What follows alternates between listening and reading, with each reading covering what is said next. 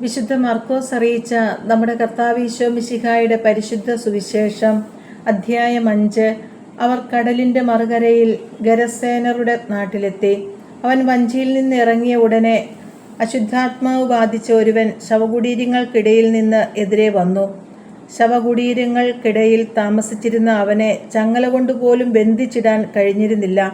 പലപ്പോഴും അവനെ കാൽവിലങ്ങുകളാലും ചങ്ങലകളാലും ബന്ധിച്ചിരുന്നെങ്കിലും അവൻ ചങ്ങലകൾ വലിച്ചു പൊട്ടിക്കുകയും കാൽവിലങ്ങുകൾ തകർത്ത് കളയുകയും ചെയ്തിരുന്നു. അവനെ ഒതുക്കി നിർത്താൻ ആർക്കും കഴിഞ്ഞിരുന്നില്ല.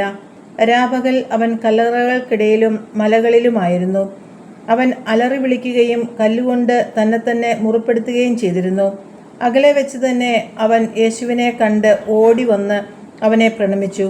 ഉച്ചത്തിൽ നിലവിളിച്ചുകൊണ്ട് അവൻ പറഞ്ഞു, മഹോന്നതനായ ദൈവത്തിൻ്റെ പുത്ര യേശുവേ, അങ്ങ് എൻ്റെ കാര്യത്തിൽ എന്തിനിടപെടുന്നു? ദൈവത്തെ കൊണ്ട് ആണയിട്ട് ഞാൻ അങ്ങയോട് അപേക്ഷിക്കുന്നു, അങ്ങെന്നെ പീഡിപ്പിക്കരുതേ.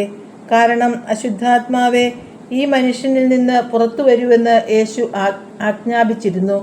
നിന്റെ പേരെന്താണ്? യേശു ചോദിച്ചു. അവൻ പറഞ്ഞു, എൻ്റെ പേര് ലഗിയോൺ. ഞങ്ങൾ അനേകം പേരുണ്ട്.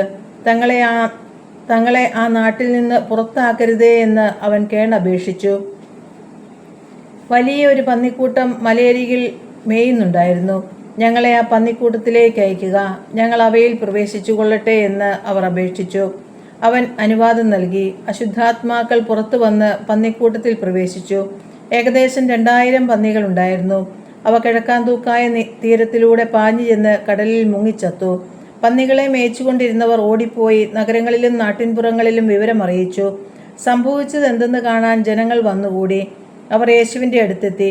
ലഗിയോൺ ആവേശിച്ചിരുന്ന പിശാചുബാധിതൻ വസ്ത്രം ധരിച്ച് സുബോധത്തോടെ അവിടെ ഇരിക്കുന്നത് കണ്ടു.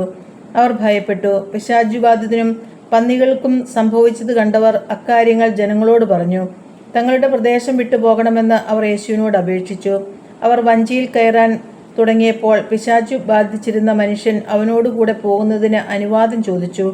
എന്നാൽ യേശു അനുവദിച്ചില്ല. അവൻ പറഞ്ഞു, നീ വീട്ടിൽ സ്വന്തക്കാരുടെ അടുത്തേക്ക് പോവുക.